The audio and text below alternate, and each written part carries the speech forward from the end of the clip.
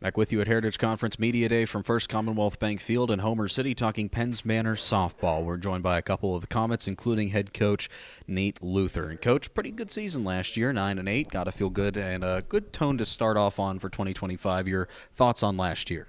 Last year, building year, we've been consistently getting better each year. Really looking forward to this year. Got a very strong pitching core and a lot of freshmen coming in and just a solid group. We're going to be pretty good this year. Looking back on last year in terms of a building year, as you pointed out, what were some of the check boxes that maybe you guys filled throughout the course of last year? We had a goal. We wanted to get to the playoffs, which we did. We won our first playoff game in quite a long time at Penn's Manor, and that was a goal at the start of the season. Get to the playoffs and try to win a game or two, in which we did. So this year, just looking on building on that. Coming up with that's got to build a new level of confidence for your team, doesn't it?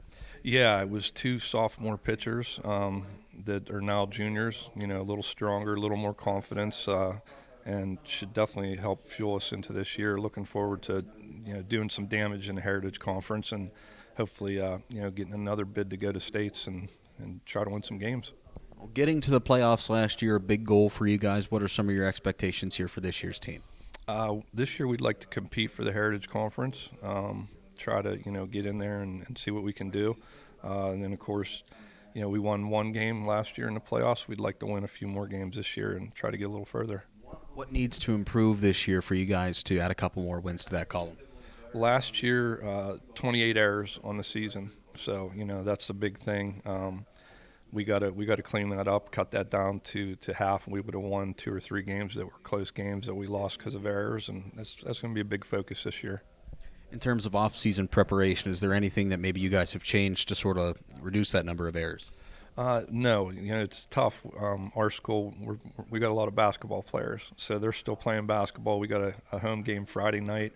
But the girls that don't play basketball, they've been in the gym now for a few weeks, and you do what you can in the preseason. But we'll see how it translates when the season starts. But we'll be in good shape. It's got to be tough playing in Pennsylvania where, I've mentioned this to several coaches. It's 60 degrees and sunny one day. You think, okay, this is where things start to break up and we can get on the field. And then the next day it's snowing and you're inside the gym. How challenging can that be as a coach? It's super challenging. It's frustrating at times because you can only do so much indoors. The teams with turf fields, for example, they got a huge advantage. They can get out a little more, but we do what we can. We go out on the football field and practice as much as we can because we have a turf football field, and you just adapt as best you can. That's all you can do. Talk to me about the team this year in terms of numbers. Pretty good turnout for you guys? Excellent turnout. We got 16 kids. We had 7 freshmen come in. 4 seniors, so the turnover's good. We're actually heading down to Myrtle Beach for spring training here March 12th.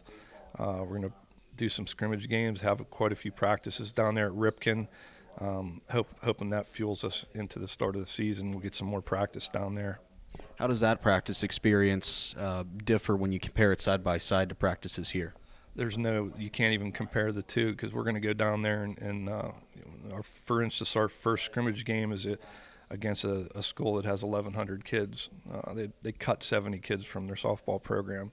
So you get down there and compete against something like that, and you come back here and you realize, if we play well down there, it's gonna translate to wins up here, and that's the goal. That'll prep you guys for a big Heritage Conference season. So good luck this season. Good luck down at Myrtle Beach. Enjoy some of the nicer weather. And I'm obviously not here, so it'll be a little bit better in that aspect. But good luck this season, Coach. Thanks, Jake. I appreciate it. All right, that's Nate Luther. We're going to turn things over to some of the players here, starting with Morgan Jioio. And Morgan, just take me through some of the places that we're going to see you on the diamond here this year.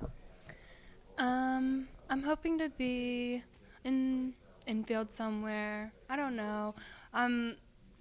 I'm pretty dedicated to second base. I've been putting in the work and trying to get my muscles up, but our coaches are working very hard to get us to where we need to be for the Myrtle Beach trip, and then the games start directly after we come back. So it's just going to be a whole lot of rush. Talk to me about what this is like as one of the senior leaders on this Comet team to go down to Myrtle Beach, really take that extra step and do something maybe other teams won't be able to do or don't have the opportunity to do.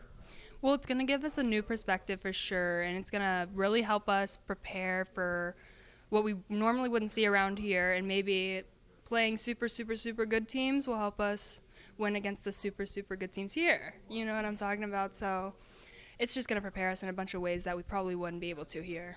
Take me through the off season. What are some of the personal things that maybe you've worked on to fine-tune your game a little bit?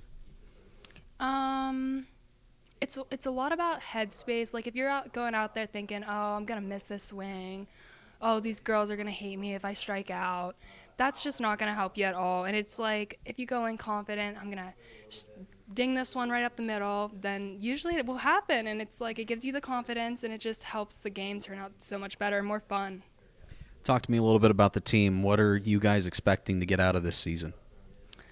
Oh, I'm looking for playoffs and then win a couple rounds of playoffs and eventually get the Heritage game. I don't know. I'm really hopeful with the freshmen coming up and our junior pitchers. They're super good. And our swings are definitely going to get a lot better this year, I'm thinking. We've got a lot of batting practice. Is there anything that maybe you guys have changed up in terms of batting practice to help correct the hitting a little bit more? So our coaches are working really hard to do one-on-one time, and we're really focusing on fundamentals and going back to the basics to make sure we get rid of all those muscle memories that are not good. And, yeah, once the basketball girls show up and they get their swings down and stuff, we're going to be good to go. It's going to be exciting to see you guys this year. Good luck this season. Thanks for the time. Thank you so much. All right, now we're going to talk with Amara Hemphill down the line here. Amara, what are some of the things that maybe you've been doing this offseason to get yourself ready for 2025? Well, I've been coming to the open gyms. I go to the gym regularly, so I get my weight up. Again, just being consistent in the gym, like going to the open gyms, the little off-season things they have us do. When you look at teams of the past of Penn's Manor, how does this year's team compare to those that maybe you've played with in recent memory? I think that we know more about softball because the program at Penn's Manor hasn't been on its A game, but like this year and last year, I think we're getting there. We're starting to get there now. Where are some of your positions on the field? Outfield, probably left or right field, but they said they want to get me in infield this year. I'm not sure. That's got to be a little bit of a personal goal, maybe, is to adapt that versatility a little bit, play a little infield, outfield. Are there any things that maybe you've been doing in the off season or maybe during early stages of practice to maybe get in the mold of the infield a little bit? Nate just says to try and keep your glove down, get reaction time there on time because my action time's a little slow, but. What are some other differences of maybe playing outfield and infield? Outfield is definitely calm. I mean, still got to be moving every play, but infield's just different. It's just a whole different. You got to look everywhere. You got to know where your head's at, where this person's at, so it's just a little bit. Talk to me about the upcoming season a little bit because I know championship, that's where you guys are setting your sights on this year. What needs to happen for you guys to get to the Heritage Championship and then make a run in districts and states?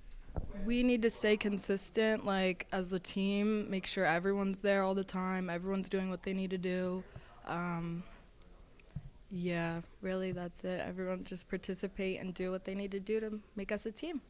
Talk to me a little bit about the chemistry because that's an important factor when you want to build a winning, I don't want to say franchise, but a program like this. Talk to me about the chemistry of the team. What's it like from your point of view? So a lot of them are freshmen. We have probably about a good 7 of us that are core girls that have been staying together. We're a pretty tight-knit group, though, so we can come and laugh, joke, do whatever we need to do to get it done, really. Well, that's good. It's always good to hear when chemistry is pretty high. So good luck this season, girls. Thanks so much for the time. And coaches, thanks to you as well. We appreciate your time. Good luck this year. For the Penn's Manor Comets from Heritage Conference Baseball and Softball Media Day, this is Jake Slebodnick on Renda Digital TV.